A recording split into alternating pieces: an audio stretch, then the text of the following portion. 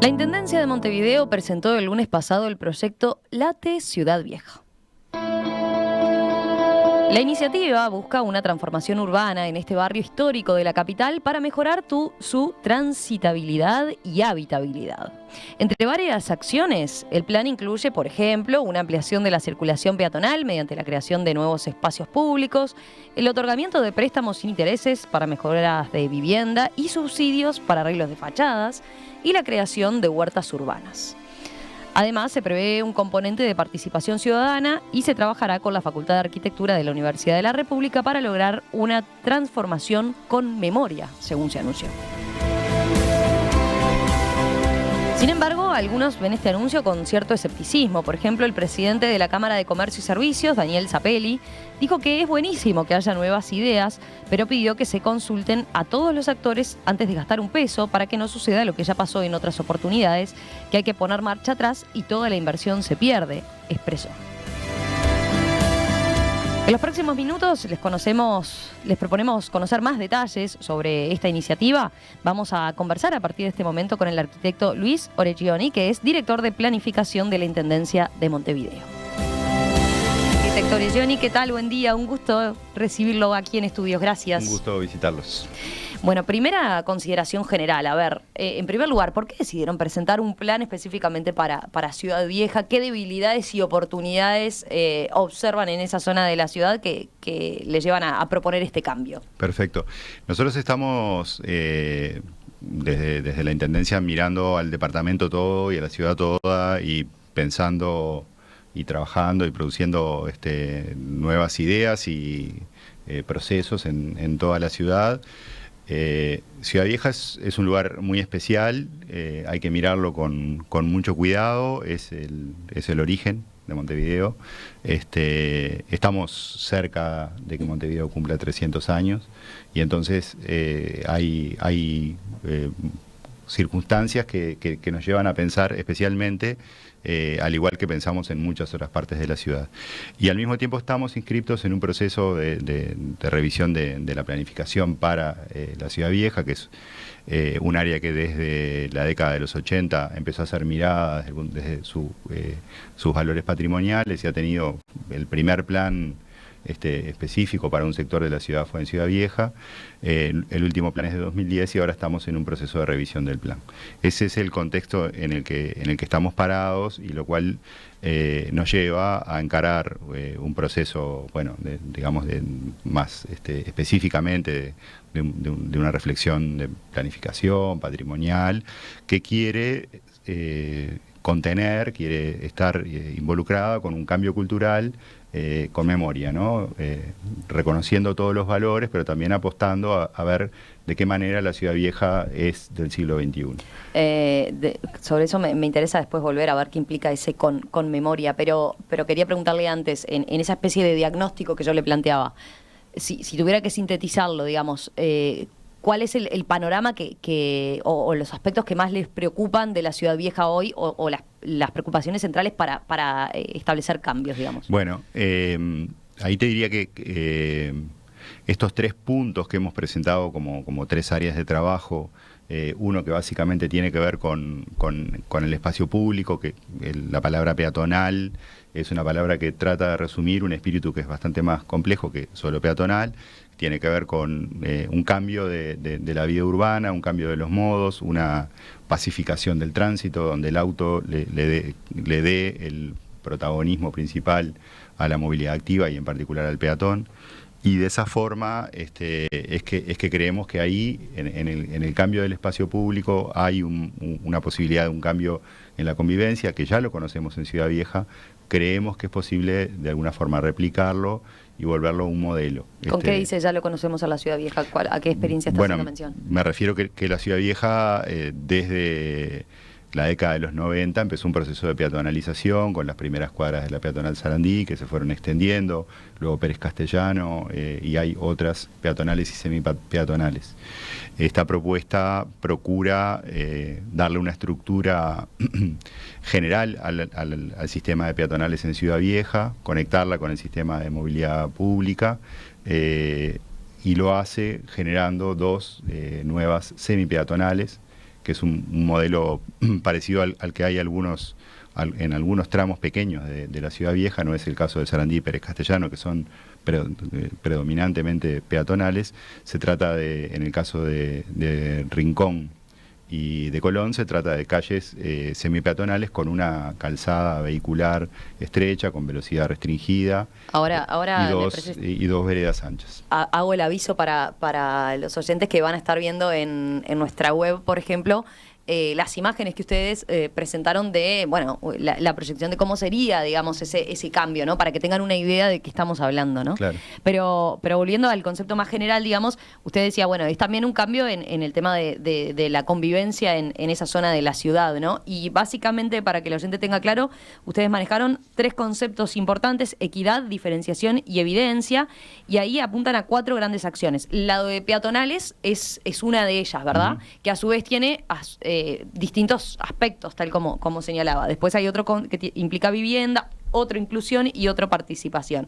Ahora después vamos a ver en detalle entonces cada uno de estos, pero pensaba en lo siguiente.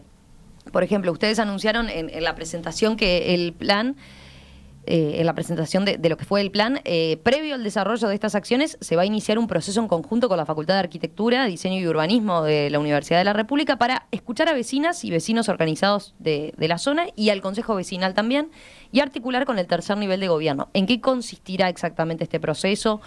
¿Cuánto podrá cambiar el proyecto a partir de ese diálogo también? ¿Y qué temas abarcará esas instancias de negociación, entre comillas? Claro. El diálogo y la participación son herramientas esenciales de la planificación, como está concebida por la Ley de Ordenamiento Territorial y porque ha sido también una práctica.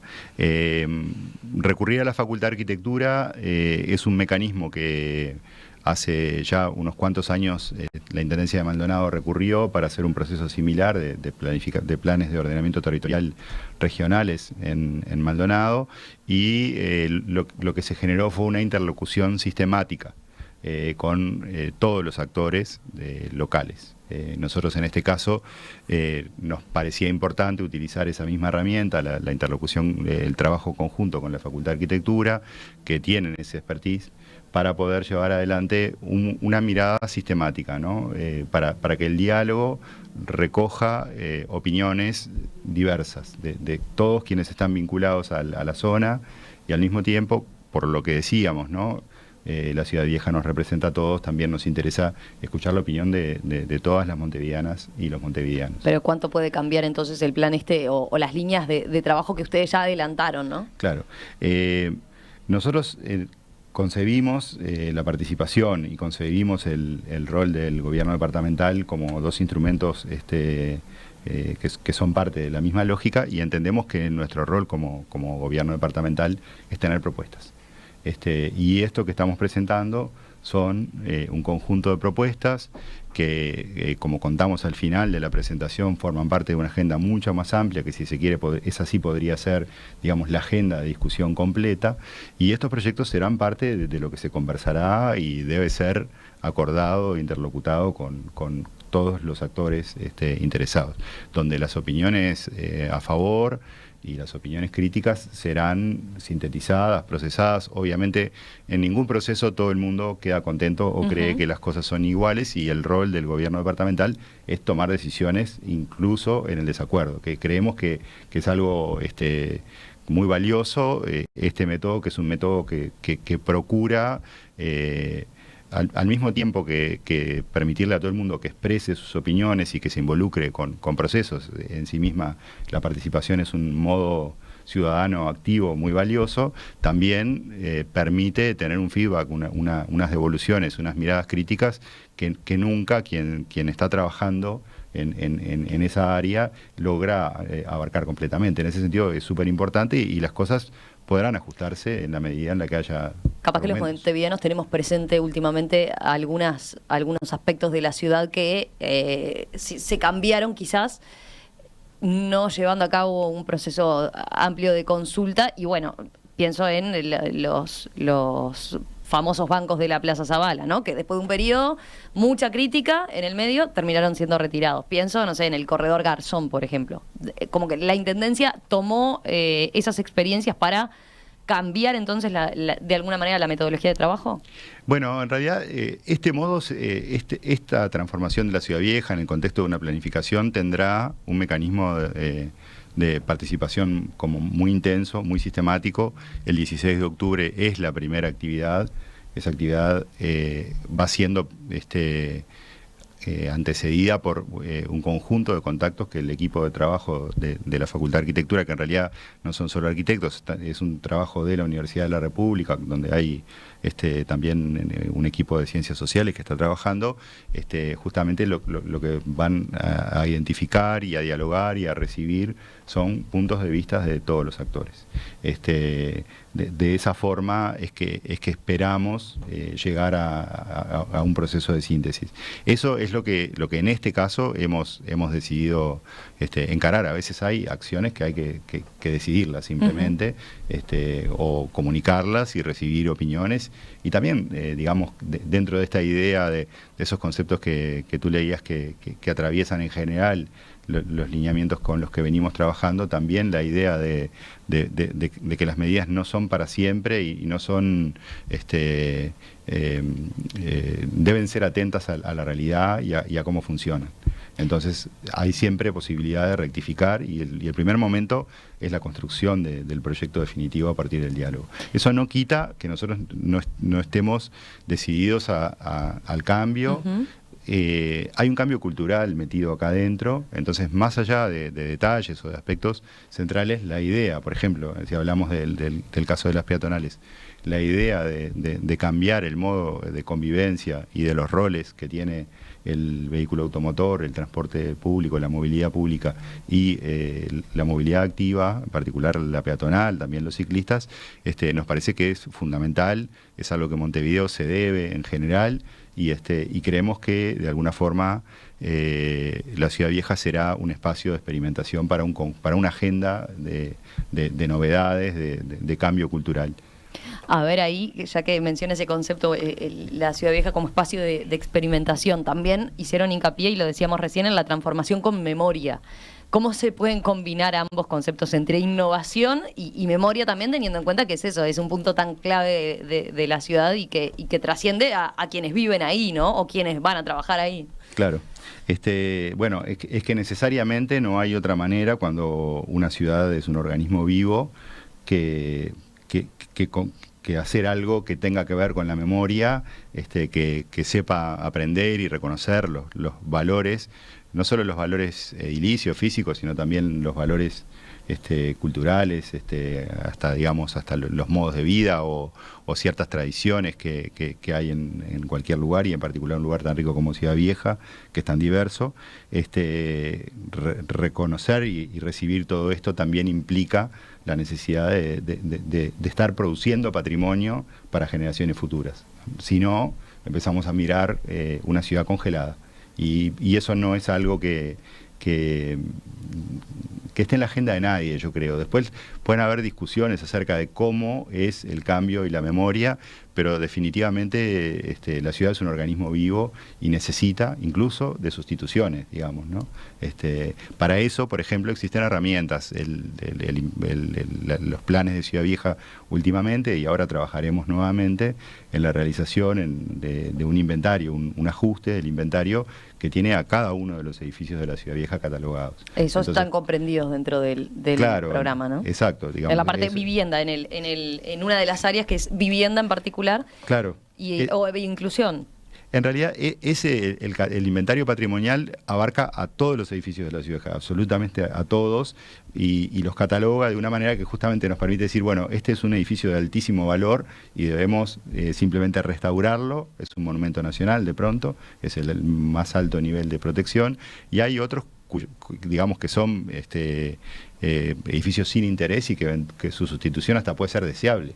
Entonces, entre esos grados, todos los edificios están reconocidos y eso te permite tener una memoria sofisticada, inteligente, digamos, ¿no? No se trata de cambiar por cambiar o de sustituir por sustituir cuando hablamos de edificios, sino, bueno, este instrumento nos permite justamente tener una mirada mucho más atenta. Lo cierto también es que para hablar un poco más del tema vivienda, ¿no? Lo primero tenía que ver con el espacio público. Si hablamos del tema de vivienda, hay partes del stock edilicio, digamos, del conjunto de edificaciones de Ciudad Vieja que están en un nivel de deterioro que no es bueno, para la conservación de la memoria, que no es bueno para quienes habitan en ellos, y es por eso que nos estamos preocupando en reforzar medidas que ya se vienen implementando, incluso crear medidas nuevas que tiendan a la mejora edilicia, porque en la medida en que la Ciudad Vieja pueda ser mejor desde el punto de vista de su materialidad, la gente podrá vivir mejor.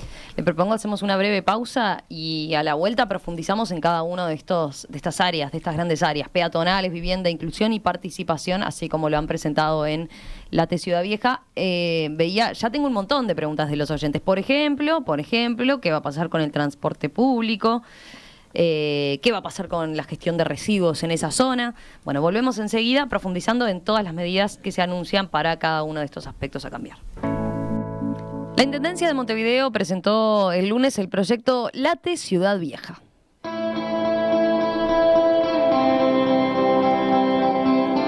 ¿Qué implica esta iniciativa de transformación urbana en un lugar tan importante para la capital? Bueno, de eso estamos conversando con el arquitecto Luis Oreggioni, que es director de planificación de la Comuna Capitalina. Vamos ahora sí a profundizar en algunos de los componentes de este plan que usted ya adelantaba de alguna forma, ¿no? Pero pienso en las peatonales. Es como uno de los primeros aspectos a los que ustedes se refieren en el plan. ¿Cuál es la estrategia, diría, y cuáles son las acciones concretas proyectadas para este punto en particular? Veo 4 que marcan, ¿no? Por ejemplo, ampliación de la circulación peatonal, que no necesariamente implica peatonalizar todo, ¿no? Uh-huh. ¿Qué comprende específicamente? Bueno, es una tendencia general, es una, como decíamos, ¿no? Una reorganización y darle más estructura al sistema de calles de prioridad peatonal. Y en el caso concreto de las intervenciones es achicar el espacio para los autos y aumentar el espacio para los peatones. Estamos hablando de que ampliando las veredas. Ampliando las veredas. Estamos ahí hablando estamos que podemos ver en las imágenes, por ejemplo, cómo se proyecta la calle Rincón, por ejemplo, y cómo varía el espacio, ¿no? Ustedes ahí hacen algunas estimaciones de cuánto variaría el espacio que está dedicado hoy en día al peatón, en la vereda, cuánto a los vehículos, ¿no? Y cómo cambiaría esa proporción. Estamos hablando de duplicaciones o digamos más que eso, ¿no? En el incremento del espacio para la vía peatonal, que no es un espacio, digamos, para caminar, es un espacio para la vida urbana, es un espacio para el encuentro. En el caso de esto aplica estrictamente, ese modelo aplica para Rincón y para Colón. Son 2 calles muy diferentes, pero tienen un modelo muy similar. El modelo de Reconquista es un modelo que entendemos que Reconquista es una calle particular y que permite una apuesta más fuerte por incorporar verde y un espacio más ancho en la acera que queda al sur, que es la que recibe más sol.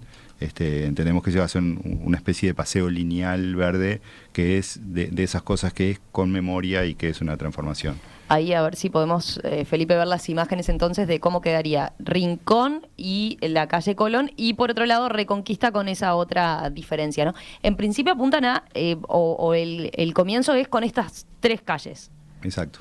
Con estas 3 calles es donde se van a dar los cambios. Ahí vemos, por ejemplo, en Rincón, que el espacio, si uno compara, ¿no? El espacio de vehículos que hay actualmente pueden pasar, es un carril y está la bicisenda, ¿no? Ahora, por ejemplo, en esto quedaría con un espacio solo para un carril en el que circule un auto, ¿verdad?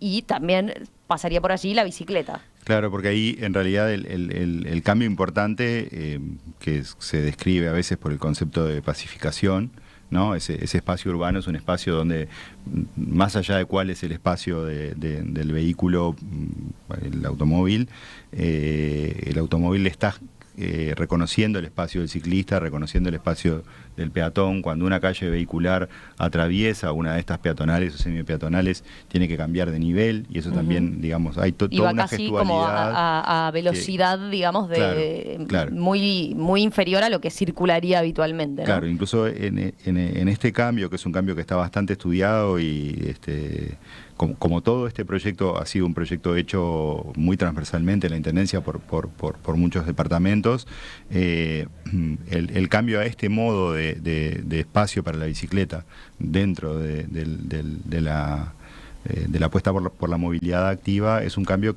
que está bastante confirmado, chequeado, incluso tiene la opinión favorable de mucha de la gente que está vinculada al mundo de la bicicleta en Montevideo y en otras partes del mundo, ¿no? O sea, la bicicleta es un actor tan importante como el auto en estas calles. Esa es la lógica con la que... Por eso es que no sería necesario un carril aparte, una bicisenda, digamos, sino Exacto. que con compartir el carril, como el auto se adapta, digamos, y baja. Exacto. Entonces, baja de velocidad, bueno, respeta más, se entiende, a la bicicleta. El concepto de la movilidad de bicicletas segregadas es cuando estamos hablando de velocidades más altas. Por eso sí, Montevideo tiene que seguir teniendo ciclovías o espacios dedicados para la bicicleta, ¿no? En otros lugares. ¿Qué pasa con el transporte público? Uno de los componentes dentro de lo que ustedes denominan el paraguas de peatonales es el fortalecimiento de anillos de circulación de transporte público. Claro. La movilidad pública es un elemento esencial para Montevideo. Nosotros desde la Intendencia estamos trabajando fuertemente para que tenga una transformación muy potente. En ese sentido, lo que estamos pensando para Ciudad Vieja lo estamos pensando como parte de una transformación más global. En el caso concreto de Ciudad Vieja estamos yendo a un modelo de un único anillo, donde los ómnibus circulen, haya calles que sean solo bus y que circulen solo los ómnibus por esas calles. Eso ya nos daría un orden, pero sobre todo lo más importante es que lo estamos pensando como parte de una transformación global de la movilidad, de la estructura de la movilidad en Montevideo o en el área metropolitana. Como ustedes sabrán, fines de abril, si no recuerdo mal, hubo una reunión entre el presidente de la calle y los 3 intendentes frente amplistas. La intendenta Cose le llevó un paquete de propuestas, entre los cuales había una iniciativa para generar un sistema de movilidad metropolitana. Ese sistema, en relación a la lógica, dije montevideana y debí decir metropolitana, esa interconexión de toda el área metropolitana supone, en nuestra propuesta, en lo que estamos manejando y que hemos acordado con las otras 2 intendencias, y despertó además el interés de Presidencia de la República, implica la generación de carriles, de ejes de movilidad solo eléctrica, bajo un sistema troncoalimentado, es decir, particularmente por Avenida Italia y por 8 de octubre, confluyendo en 18 de julio y llegando a este anillo de Ciudad Vieja y con otras conexiones con toda la red de movilidad pública, tendríamos un sistema de buses que van por Ciudad Vieja y van a tomar Avenida Italia o van a tomar 8 de octubre, que son digamos los que estamos pensando, porque además tienen sentido en la lógica metropolitana como ejes de movilidad eléctrica, y desde ese lugar es que esta mirada sobre la Ciudad Vieja también refleja esa otra mirada más global. Entonces tendrías menos cantidad de ómnibus, menos cantidad de líneas para ordenar la misma movilidad. Es un reordenamiento importante.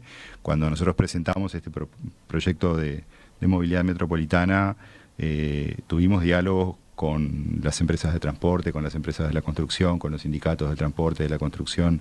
El proyecto despierta un gran interés, porque es una transformación que el área metropolitana y que Montevideo necesitan.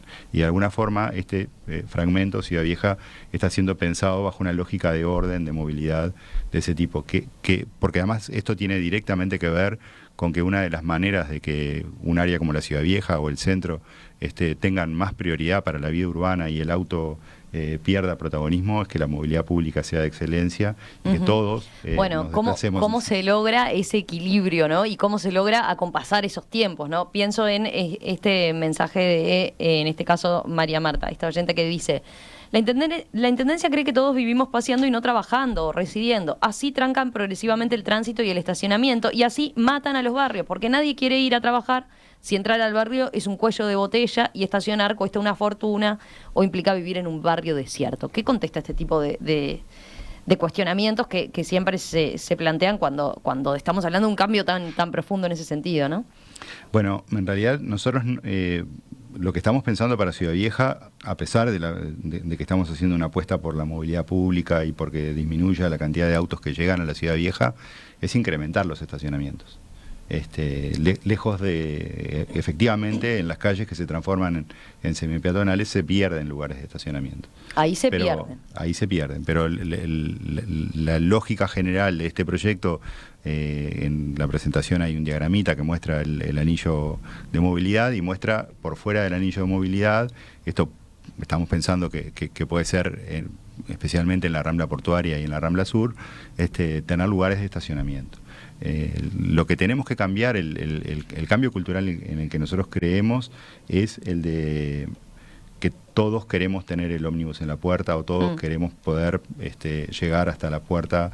En realidad esto es un cambio cultural, es un cambio que tiene que ver con el trabajo, que tiene que ver con estimular el trabajo, que tiene que ver con estimular, si estimulamos la vida urbana, estimulamos el comercio, favorecemos el trabajo de todas las personas. Esta medida está tomada para poblar la Ciudad Vieja, para poblarla de actividades y para poblarla también de habitantes. Y en ese sentido me quería detener en una cuestión que es la calle Colón. La calle Colón es otrora una calle, un centro comercial muy importante, hoy en día totalmente paralizado. Sí, nada. Lo que eran comercios actualmente están subdivididos como lugares de alquiler de habitación muy económico, es un lugar muy deprimido. La idea de optar por la calle Colón tiene directamente que ver con la reactivación de la vida urbana y de la vida comercial. Y en ese sentido hay un par de medidas que estamos manejando que forman parte de la agenda, que no fueron anunciadas ahora, es promoción para que se instalen actividades comerciales, para que se instalen. En particular estamos imaginando que la Ciudad Vieja y el centro, y en particular la calle Colón, puede ser un pequeño ejercicio inicial, pensarlos en clave de localización priorizada y estimulada de las empresas TICs. Imaginamos en la calle Colón una especie de, digamos, de la posibilidad de que distintos emprendimientos de distintas áreas, pero con una cierta tendencia a que el mundo TIC encuentre en ese lugar una especie, digamos, de espacio urbano, de sinergia, de colaboración entre diferentes empresas. ¿Eso sería que como otra etapa de esto que anunciaron? Forma parte de la agenda, forma parte de las cosas que vamos a proponer, que estamos trabajando en ellas, porque claro, de alguna manera, como decía la oyente, ¿no? Si no hay vida, si no hay trabajo, si no hay gente que viva, conocemos el caso de Venecia. Es una ciudad maravillosa, preservada, transformada también como monumento, pero que no es habitada, no es lo que queremos para Montevideo, está claro, ni para la Ciudad Vieja, por supuesto. ¿Qué pasa con el tema, ya que hablábamos de la circulación, qué pasa en las vías, en las calles donde no se va a dar este cambio, ¿no? Que decíamos es Rincón, Reconquista y Colón? ¿No se puede dar una sobrecarga, por ejemplo, del pasaje de vehículos por allí? Es lo que preguntan algunos oyentes. Bueno, no, en realidad eso está bastante estudiado. El Departamento de Movilidad tiene un nivel de tecnología y bastante alto en cuanto a los estudios de cuáles son los flujos de movilidad y lo que implicaría el impacto de esta medida. De manera tal que estamos seguros de que esto no va a generar una congestión. Y por otro lado, creo que también, y tiene que ver con la pregunta anterior, el hecho de que estemos hablando de calles semipeatonales que tienen una senda vehicular, está pensado, porque tanto en el caso de Colón, decíamos, bueno, una calle que tiene una vocación de volver a ser o reconvertirse en algo con mucha actividad comercial y de trabajo, Rincón ya lo es. Y en el caso de Rincón, el hecho de que haya una senda vehicular y que hayan dársenas de estacionamiento y que haya la posibilidad de que los vehículos entren a parkings que hay en la calle Rincón, tiene exactamente que ver con eso. Es decir, bueno, no vamos a volver en esta calle peatonal y a prohibir y a sustituir los parkings que están sobre Rincón van a seguir estando. estando. O sea, porque justamente por eso son semi-peatonales, porque la lógica es que todo lo que tiene que ver con el abastecimiento, el servicio, tenés en Rincón mucha actividad financiera, hay carga de valores, hay un montón de cosas. Bueno, eso, ¿qué pasa con la carga de valores, por ejemplo? Claro, para eso están las dársenas, para eso está para lo que es sistema de tránsito. Un proveedor de mercadería de algún comercio, por ejemplo, de ahí tiene esa dársena, entonces que está prevista cada determinada distancia, ¿no? Exacto. ¿Cuántas por calle, digamos? Son más o menos una por cuadra. Bien. Y también se van como adaptando en cada cuadra a las demandas de esa cuadra, a las actividades que hay. Bien. Después, capaz que ordeno después las preguntas de los oyentes porque son muchas. Vamos a pasar ahora al pasaje vivienda, ya que usted señalaba lo de la importancia en cuanto a fortalecer también ese aspecto. ¿Qué se piensa? Ahí marcan distintos aspectos, ¿no? Refuerzo económico para la rehabilitación urbana. Y se menciona concretamente 3 acciones allí. Préstamos sin intereses para mejora de vivienda y subsidios para arreglos de fachada, o sea, directamente para personas que están viviendo ahí hoy en día y que puedan mejorar entonces la fachada de la casa. Claro, cuando hablamos de vivienda en general, hablamos de acciones dirigidas a los edificios. Y a edificios con propietarios, propietarios que de alguna manera los miramos para que sean propietarios que tengan dificultades para mantener sus viviendas en cuanto a su faja de ingresos, a que sean propietarios únicos. Bueno, en fin, hay una serie de condiciones que buscan de alguna manera discriminar al propietario que vive allí o que tiene un uso genuino y único de ese lugar, de quien tiene muchas viviendas y las tiene en modo especulativo, porque eso tendrá sus recursos para hacer la mejora edilicia. Entonces, a partir de mirar a esos propietarios, un conjunto de medidas que las activen. Por un lado, los préstamos de rehabilitación, son préstamos blandos.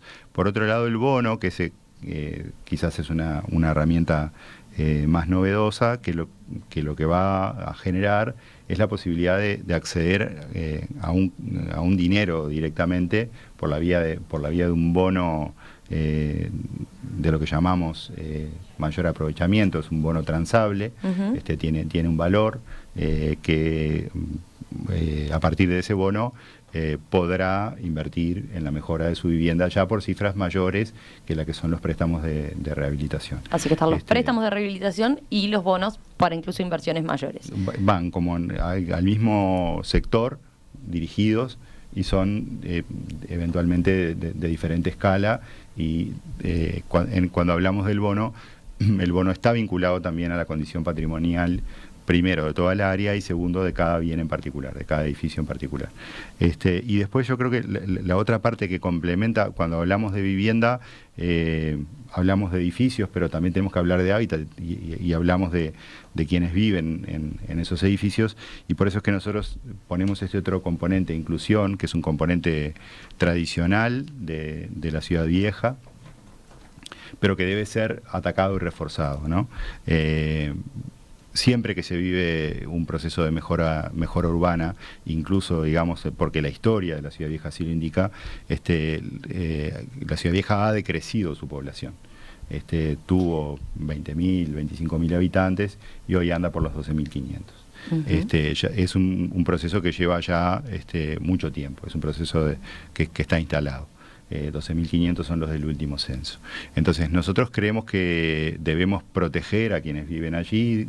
La Ciudad Vieja tiene una capacidad de nuevos habitantes y nos interesa que esos nuevos habitantes tengan un acceso a la vivienda por mecanismos económicos y que no sea solamente lo que disponga el mercado. Pero lo que se busca, si entiendo bien, es que vaya nueva gente, pero también que los que están hoy en día puedan seguir viviendo ahí, exacto, ¿no?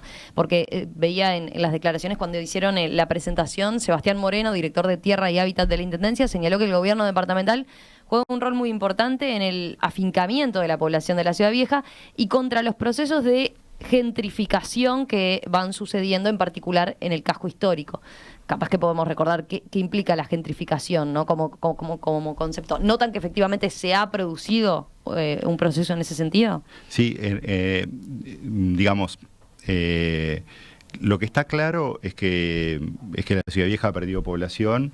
La Ciudad Vieja tiene una población digamos, que vive mal en Ciudad Vieja.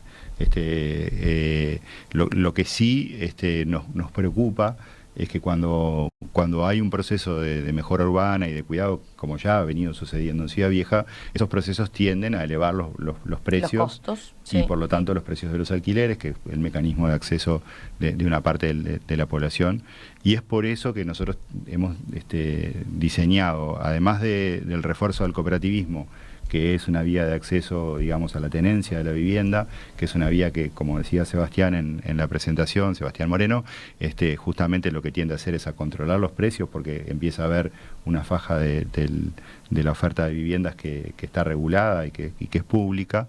Nosotros estamos pensando en pasar de las 500 viviendas cooperativas que hay, en este periodo hay 212 viviendas nuevas que se incorporarán en la medida en que consigan atravesar el proceso de préstamos en el Ministerio de Vivienda, pero que ya tienen otorgados los terrenos o en proceso de tener los terrenos en custodia, que es como una condición necesaria para la gestión del trámite. Entonces, esto quiere decir que Ciudad Vieja va a llegar, cuando se completen estas 700 y pico de viviendas, a tener cerca del 20% de las viviendas que hay hoy en Ciudad Vieja en modo cooperativo. Eso es relevante justamente para promover modos que tengan que ver con un acceso a la vivienda para quienes no tienen dinero para pagar a precios de una eventual suba del mercado. Y el otro componente fundamental en eso, y este es un componente que digamos que no es un invento de esta administración, pero es una herramienta que se viene conversando pero que no se ha implementado, que es la del alquiler social. Uh-huh. Ahí creo que tenemos una perspectiva interesante de innovación cuando hablamos de que hay una serie de fincas que la Intendencia posee, que tienen algún nivel de deterioro, pero que son reparables, se conviertan en espacio para que gente alquile a precios controlados también, de manera de evitar de manera de permitir que la gente que hoy vive en Ciudad Vieja, o incluso esperamos que nueva gente se sume a la Ciudad Vieja, gente que no tiene los recursos de golpe para pagar un alquiler alto. Pero quién, a ver si entiendo bien, ¿cómo sería el tema? ¿La Intendencia subsidiaría el pago de esos alquileres directamente? Sí, cuando hablamos de alquiler social, hablamos de que hay una política pública que fija unos valores a partir de un stock edilicio público. Es un mecanismo que se usa en todo el mundo. Y de esa manera eso tiende a controlar el mercado de alquileres. Es una iniciativa que en el gobierno nacional pasado llevó a 4 llamados para Ciudad Vieja, con préstamo del BID, hecho por el Ministerio de Vivienda para viviendas de alquiler social. La misma línea, la misma filosofía, según tengo entendido, 2 de ellos fueron adjudicados. En todo caso, es ese mismo concepto hecho desde la Intendencia de Montevideo.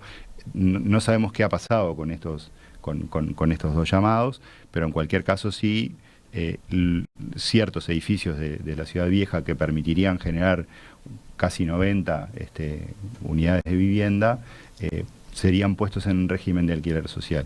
Como nos preocupa bastante el tema de la gestión, hemos conversado y estamos trabajando con FUCBAM para gestionar un modo de alquiler social a través de FUCBAM, que entendemos que es una entidad que sabe mucho de gestionar, de organizar, y que va a asegurar la calidad de unos procesos que son siempre sensibles y que entendemos que como administración de gobierno departamental no somos los más adecuados, y por eso hemos generado esta iniciativa que estamos trabajando con FUC.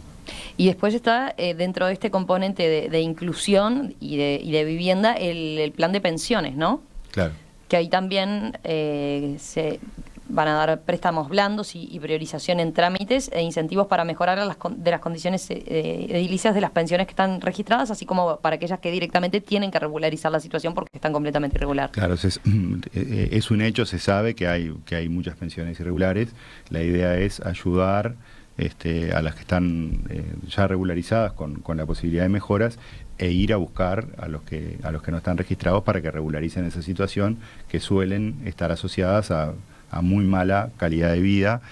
Ciudad Vieja es un lugar que está muy poblado por migrantes que viven en condiciones muy malas, en pensiones. Entendemos que este conjunto de medidas para el hábitat tiene que ver con los más desfavorecidos y en particular con que la población migrante pueda encontrarse bienvenida en nuestro país, tiene que ver también con las condiciones en las que habita. Después, por último, porque ya nos vamos quedando cortos y de tiempo y tengo que dar lugar a algunas de las preguntas de los oyentes. Usos transitorios. Ahí mencionan, por ejemplo, huertas urbanas en terrenos en custodia de cooperativas, afianzar el desarrollo comunitario y gestión cooperativa y evitar vacíos urbanos, producto de lo que puede ser la demora en la adjudicación de préstamos. Claro.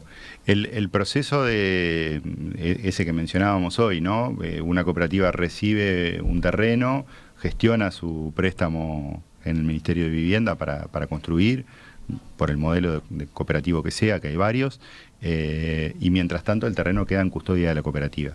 La idea es que una manera de que eso no sea un vacío, simplemente un muro cercado, sino que sea algo activo, que la propia cooperativa se haga cargo de él y promueva la generación de huertas, que es una línea que la de la alimentación saludable, que como gobierno departamental nos interesa especialmente, y ahí ya hemos conversado con FUCAN también acerca de la posibilidad de que sea la propia federación que tiene estos terrenos en custodia los que generen las huertas que les den alimentos a ellos mismos.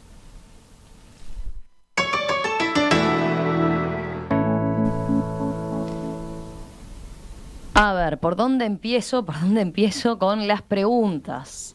Ya habiendo más o menos dado un buen pantallazo de lo que implica este plan, sobre el que vamos a volver seguramente, porque ustedes ahora tienen una instancia de diálogo, ¿no? que está prevista con los vecinos y con todos los comerciantes, organizaciones que están vinculadas de alguna forma a Ciudad Vieja.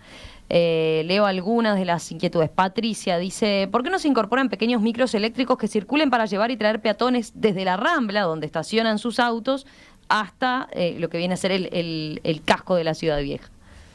Bueno, esas pocas cuadras son muy caminables. Dentro de la lógica de lo saludable está caminar esas cuadras. Es verdad que hay momentos de climas complejos en Montevideo en los inviernos, pero eventualmente una idea de ese tipo podría estar vinculada al sistema de movilidad, o hasta la dotación de los parkings. No la descarto. Bien.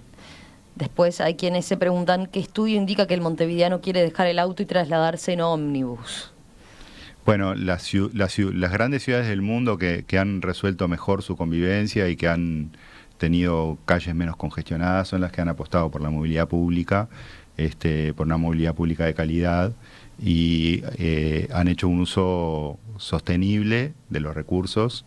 El consumo de petróleo, que hoy es el mayor parte del parque automotor, es a petróleo, es insostenible, es un camino que más allá de el derecho que cada uno tiene a elegir cómo se desplaza, la ciudad tiene que pensar, y la ciudad y el país tiene que pensar en clave de sostenibilidad.